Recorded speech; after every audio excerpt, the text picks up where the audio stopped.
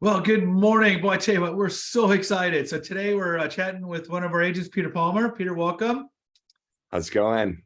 Peter's one of our newer agents. He's located up there in the Boulder market. So we're just chatting before we got on this call about some things kind of happening in Boulder and what's going on around there and how green it is right now.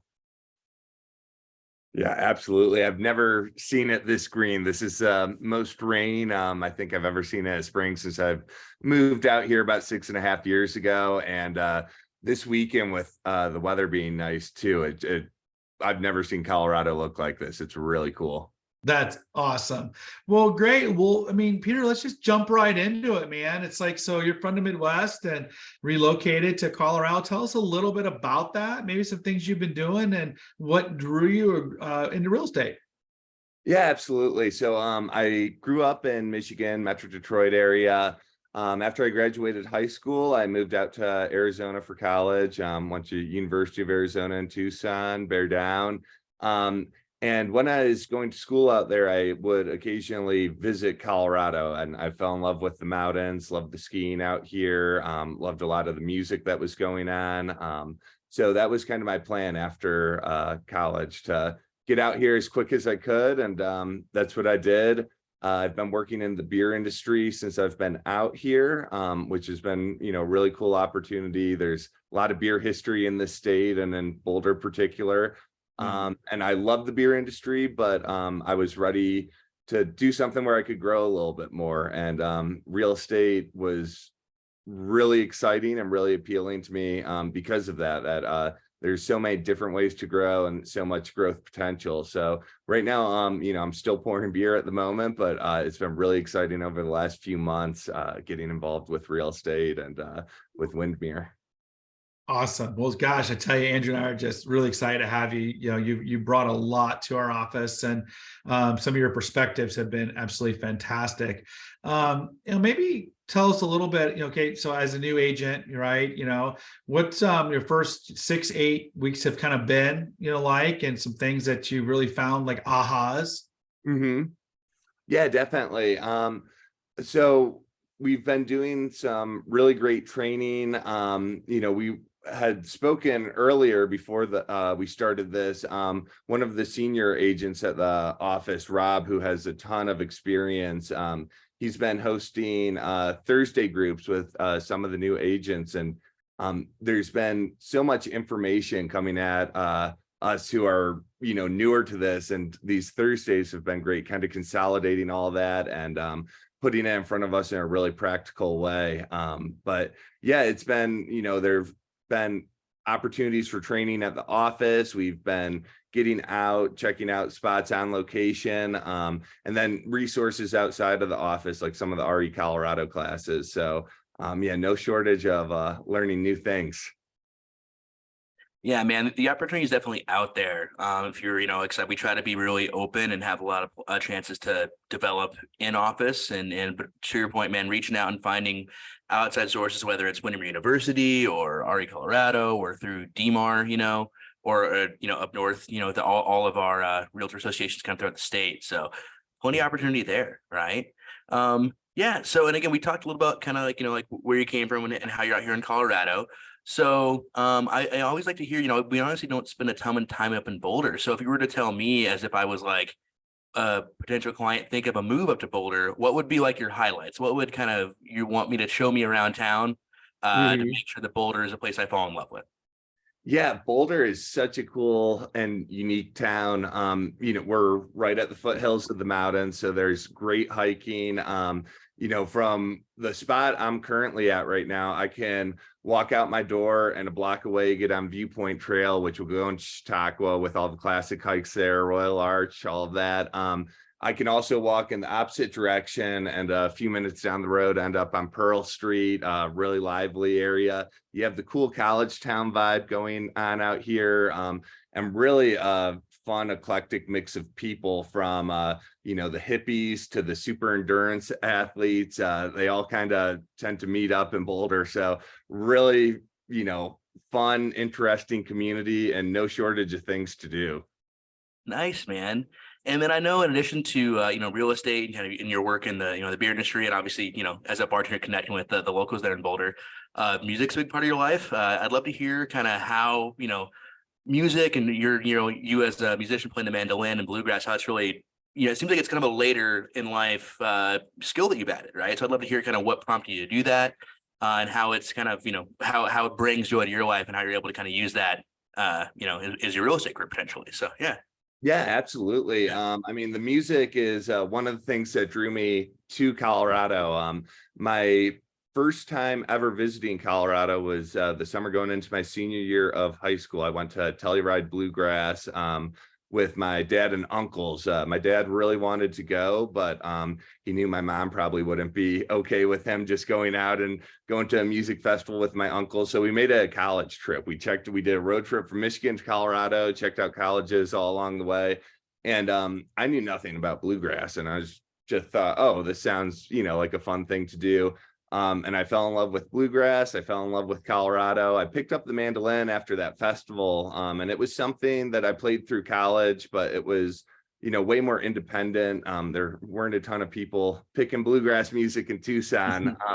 And then I moved out here and it became such a lifestyle and community. A lot of my close friends are people who I know through the music industry. About any night of the week you can find bluegrass jam at a bar where there'll just be 2 dozen people in a circle picking songs. They might know each other, they might not, but they know the music and just kind of pass that around. So yeah, we're in full bluegrass season too. I was at that Telluride Bluegrass that I went to 13 years ago for the first time this past weekend. My parents flew out for it. So we were doing that last weekend. It was tons of fun. And more bluegrass festivals coming up this summer. Yeah, we were actually, I had a client move an appointment on Saturday. So I had one of those kind of random free Saturdays we don't get often as realtors, so that we took the family out to Arvada and just kind of hung around Old Town. I actually thought of you. There's this place in Arvada right in Old Town called Pick and Parlor.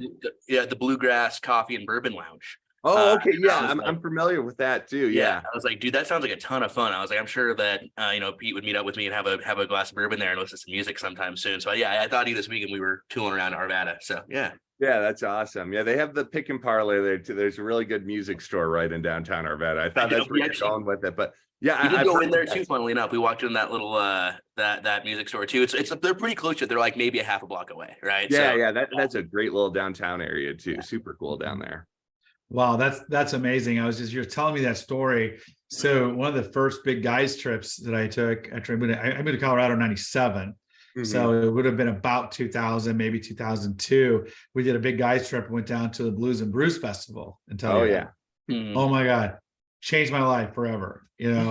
I mean, seriously, we did the whole volunteer deal. We did the camping deal, parked cars, and got by the fence and saw at the time Joe Cocker before he passed away. And then, but really, I became a huge Blues Traveler fan. After that, and we went many years, kind of consistently. And then we all got married and had kids. But still, I'm telling you, I know what you're talking about, especially growing up in the Midwest. Just nothing like that's there. No, so you're huge. taking gondola rides and see the whole valley. I mean, it's really impressive, really breathtaking out there. I also doing that. I also fell in love with mountain biking, as well. So really got into mountain biking too. So like you said, it's a lifestyle to be in Colorado, right? And so you're choosing a lifestyle, and then your things will fit around it, whether it's work, whether it's house, whether it's the relocation or whatever it is. So I like that. Yeah. Great, man. Well, so now let's talk a little about today, right? So you made the decision and put the work in and went to class and came on with us here at Windermere. So I'd love to hear, I know we talked a little bit about it, but I'd love to hear kind of, how you feel about your time here, and maybe, I know we've got some plans together, but do you have any plans or any foresight for the next, I don't know, maybe 60 days, 90 days here through getting through summer, as to what, how can the people look forward to connecting with you as a realtor in the next few months here? Yeah, definitely. So I've been getting around to open houses in Boulder, really learning more about my market right here in town and seeing what's out there. And then one of the things kind of happening outside Boulder that I'm really excited about is a lot of the new agents are going to be taking some time to learn about new builds.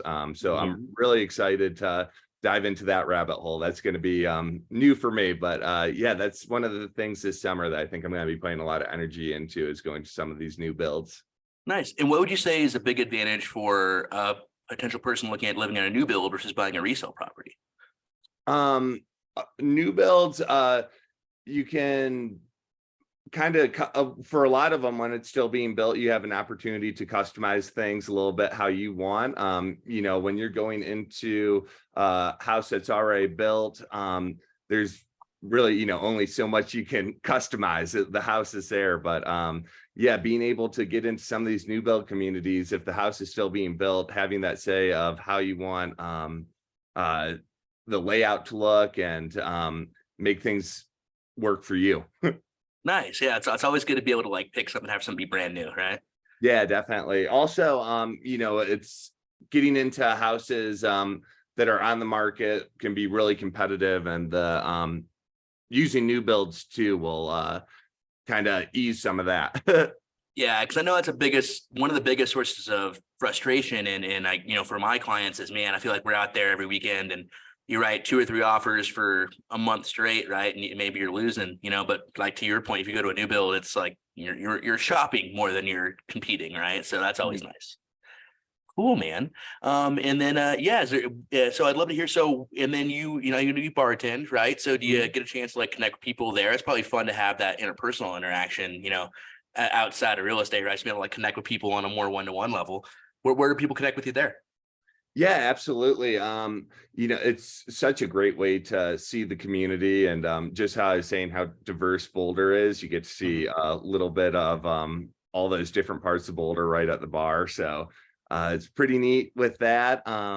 It's the brewery I work for is really integrated in the community too. We do you know, an outdoor tap room once a year, so Nice. getting outside, and we host all sorts of music events. We were actually the brewery for Telluride last weekend, so we had our beer pouring there, which was cool. But yeah, it's a great way to connect with the community. It was, you know, a lot of my regulars were really excited to hear I was getting into real estate. Before I even hung my license up, once, you know, I kind of passed the exam, all of that.